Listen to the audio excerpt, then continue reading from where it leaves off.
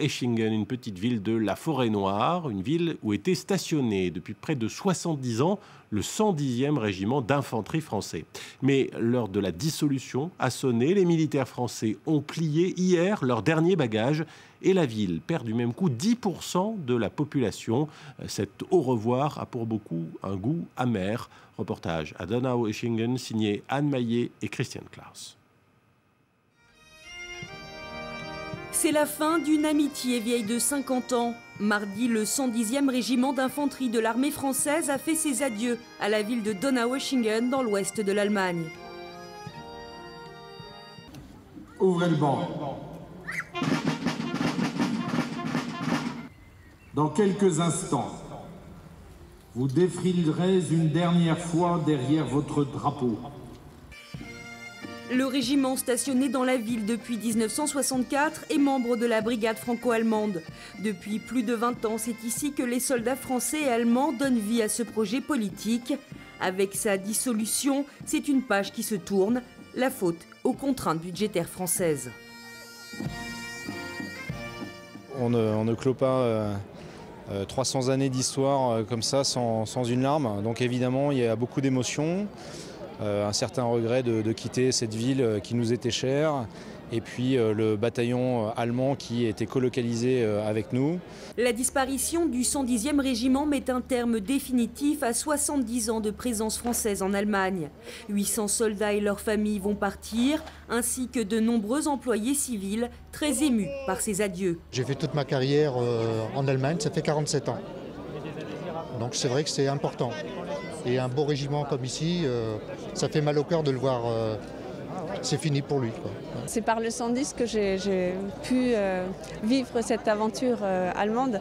J'ai créé beaucoup de liens en 10 ans. Et puis je me suis attachée aux personnes, je me suis attachée à la fois aux personnes militaires, civiles et aux Allemands. Des Allemands qui, eux aussi, ont le sentiment qu'un pan de leur histoire disparaît. Pour la ville de Donau-Eschingen, la fermeture de la garnison marque une césure. Ici, depuis la fin de la Seconde Guerre mondiale, on s'est habitué à la présence des uniformes français dans les rues. Leur absence se fera ressentir, notamment dans les commerces. Alors pour moi, ils étaient une source de revenus non négligeable. Il s'agissait tout de même de 2000 personnes qui venaient en ville faire leurs courses et qui vivaient avec nous. Alors oui, c'est triste.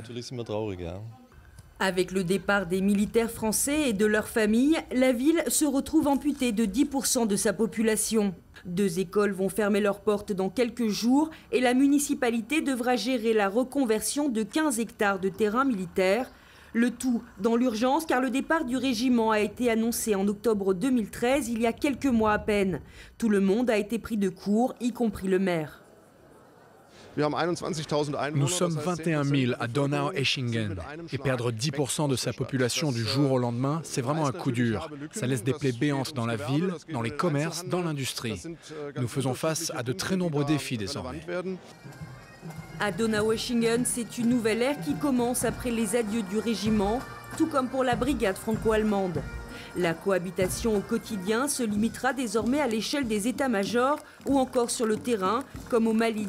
Son commandant se veut néanmoins rassurant sur son avenir. Donc j'ai pas de soucis pour la brigade. Pour la nature des relations, oui, elles vont changer, parce qu'ici les gens cohabitaient. On ne va pas dire vivaient ensemble, on va dire cohabitaient, travaillaient dans un même lieu, se voyaient, se fréquentaient, ça a été dit dans les discours. Donc ça va changer un petit peu, ça va tout simplement prendre une forme différente. Mais avec la disparition du 110e régiment, c'est le noyau dur de la brigade franco-allemande qui est touché et l'ambition d'une politique de défense européenne qui fait les frais de l'austérité. On passe à l'actualité sportive, à présent dominée évidemment par le mondial avec l'élimination